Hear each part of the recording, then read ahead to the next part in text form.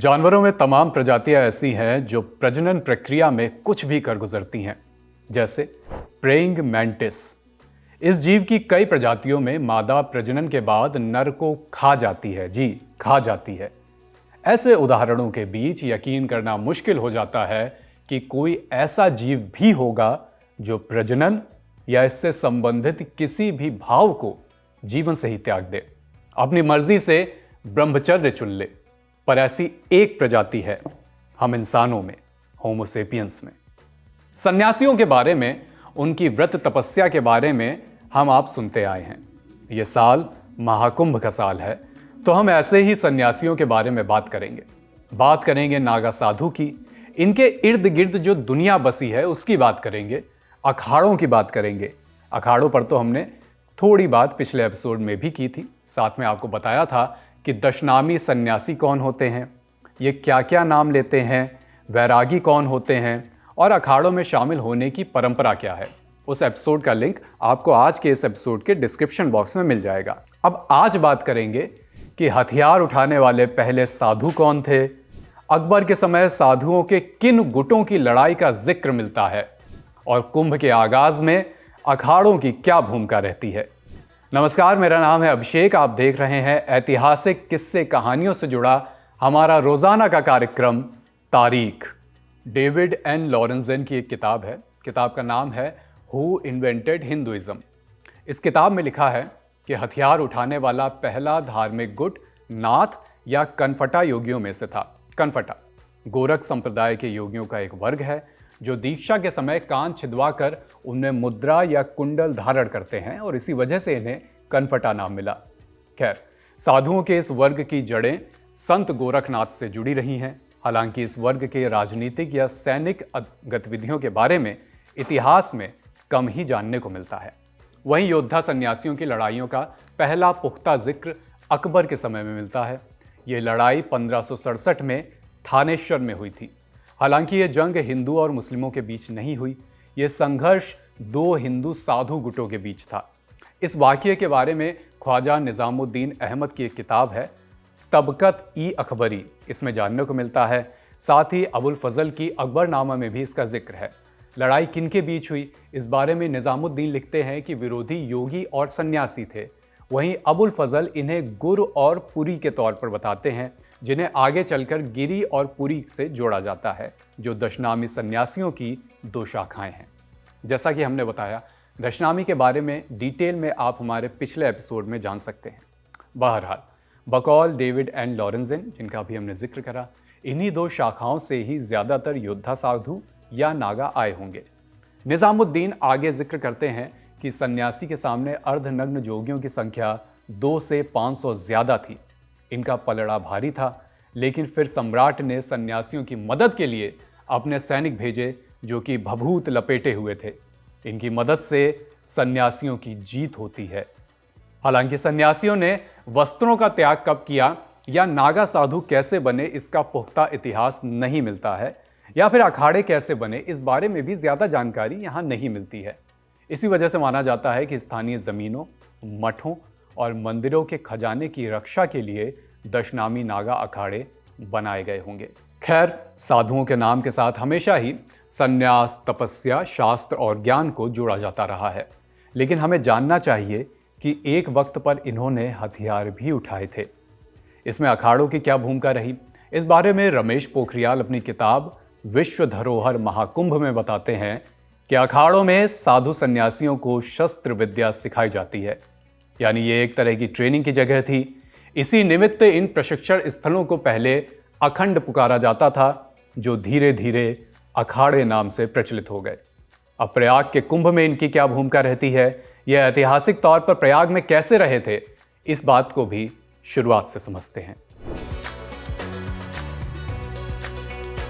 कुंभ में आकर्षण का केंद्र रहने वाले इन अखाड़ों के बारे में डॉक्टर एस.के. दुबे कुंभ सिटी प्रयाग में लिखते हैं, बताते हैं उस किताब में कि अखाड़ों में वो सन्यासी शामिल हैं जो अर्ध कुंभ और महाकुंभ में भाग लेते हैं। ये अखाड़े आदि गुरु शंकराचार्य ने ईसा से 509 या 476 साल पहले बनाए थे, ताकि वैदिक धर्म को बढ़ाया जा सके और जबरन धर्म परिवर्तन से, धर्मांतरण से बचा जा सके। दरअसल पहले आदि गुरु ने 4 मठों की स्थापना की। जगह पुरी, श्रृंगेरी, द्वारका और बद्रीनाथ। देश के चारों कोनों पर स्थापित इन मठों पर आचार्य भी बनाए गए। इन्हें स्वरूप, प्रकाश, आनंद और चैतन्य की उपाधियां दी गई। फिर अखाड़े बने। परिषद में शामिल अखाड़ों की संख्या आज 13 है, आप जानते ही हैं। शैव अखाड़े 7 हैं, महानिर्वाणी, जूना, निरंजनी, अटल, आनंद, आवाहन और अग्नि। वैष्णव अखाड़े 3 हैं, निर्वाणी, निर्मोही और दिगंबर। इनके साधुओं को वैरागी की संज्ञा दी जाती है। ये शिखा और सूत्र रखते हैं। इन 10 अखाड़ों के अलावा 3 अखाड़े उदासियों के हैं जो सिख परंपरा से जुड़े रहे हैं। ये हैं बड़ा अखाड़ा उदासीन, नया अखाड़ा उदासीन और एक निर्मल अखाड़ा। इनमें से कई अखाड़े प्रयाग से भी जुड़े रहे हैं। रमेश पोखरियाल अपनी किताब विश्व धरोहर महाकुंभ में, जिस किताब का भी हमने पहले भी जिक्र किया था, उसमें लिखते हैं 108 हाथ ऊंचे त्रिशूल की स्थापना के बाद कुंभ की शुरुआत होती है, जिसे वैदिक मंत्रोच्चारण के साथ स्थापित किया जाता है। इसके बाद धर्म ध्वजा का आरोहण होता है और अखाड़ों में धर्म ध्वजा फहराने के साथ मान लिया जाता है कि कुंभ महापर्व आरंभ हो चुका है। ध्वज फहराते ही कुंभ नगर के बाहर डेरा डाले साधु सन्यासी शाही सवारी के साथ अपने अपने अखाड़ों के लिए निकलते हैं। वहीं ध्वजारोहण के लिए 52 हाथ लंबे वृक्षों की तलाश की जाती है। वन अधिकारियों की मदद से घने जंगलों में साधु सन्यासी अपने अपने अखाड़ों के लिए वृक्ष चुनते हैं। फिर विधि विधान के साथ उन पर डोरी बांधी जाती है, तिलक किया जाता है। फिर वृक्ष देवता का आवाहन किया जाता है कि वो कुंभ महापर्व के लिए धर्म ध्वजा का रूप धारण करें। इस तरह पूजित वृक्षों को अखाड़े में लाकर उनकी सजावट की जाती है। फिर मुहूर्त के मुताबिक धर्म ध्वजा स्थापित की जाती है। अब इस साल जहां कुंभ का आयोजन हो रहा है, वहां अखाड़ों के बारे में भी थोड़ी जानकारी बांट लेते हैं।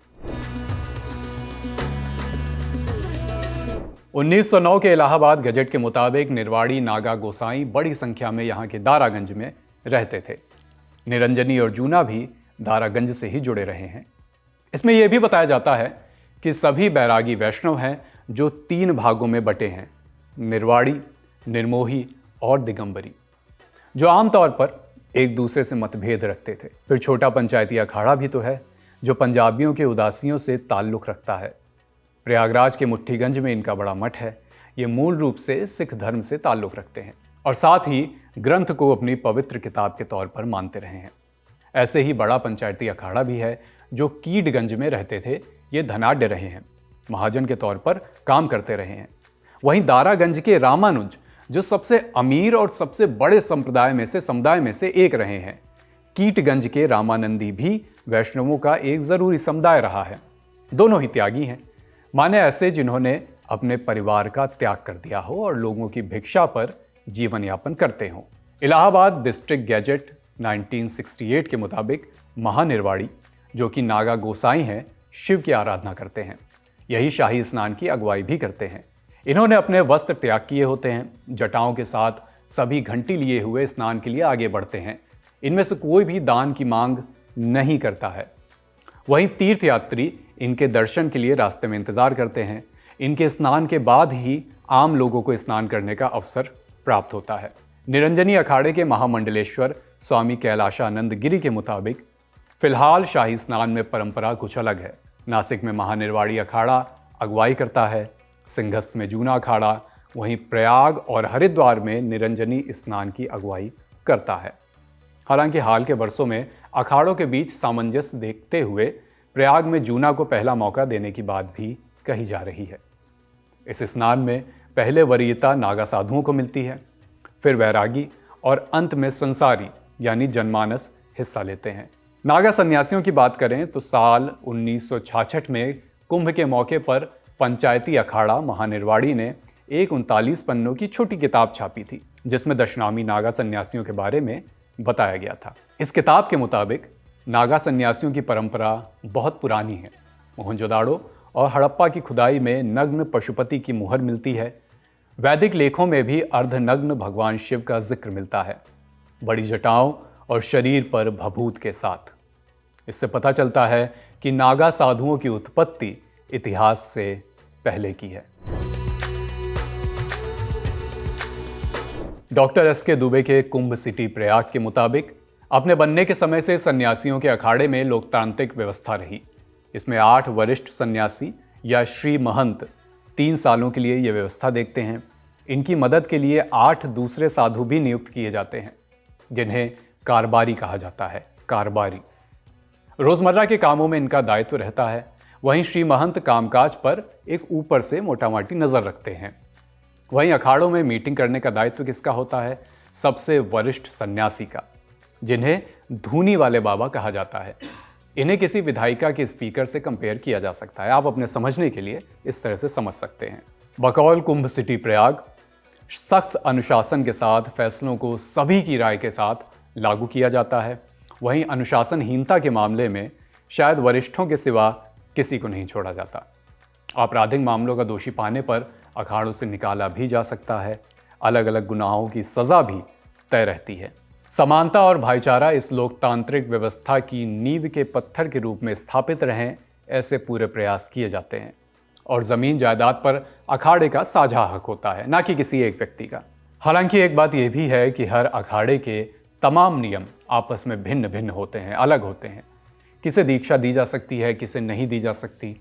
महिलाओं को अखाड़ों में शामिल किया जा सकता है या नहीं किया जा सकता। ऐसी तमाम परंपराओं को लेकर हर अखाड़े के अपने अलग अलग नियम होते हैं। इन पर भी आगे बात करेंगे। फिलहाल आज के तारीख में, आज के अंक में इतना ही। ये जानकारियां जुटाई हैं, यह एपिसोड लिखा है राजविक्रम ने। फिर मिलेंगे अखाड़ों और कुंभ पर अगले एपिसोड के साथ। पहले भी हमने इस बारे में आपको जानकारी दी है, आगे के अंकों में भी और भी जानकारियां साझा करेंगे। तब तक अपना ख्याल रखिए। शुक्रिया।